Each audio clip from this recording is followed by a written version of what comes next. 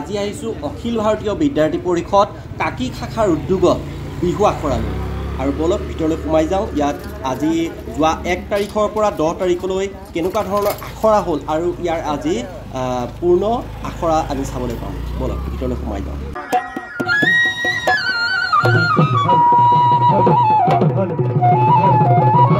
দেৱাশিষ গুপ্তাৰে তেওঁলোকক মঞ্চৰ আসন গ্ৰহণ কৰিবৰ বাবে আহ্বান জনাইছোঁ।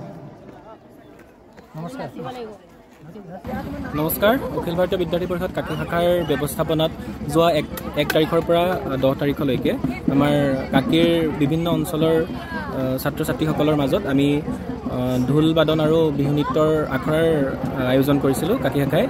এই আখৰাত প্ৰায় 150ৰো অধিক ছাত্ৰ ছাত্ৰী অংশগ্ৰহণ কৰিছে আৰু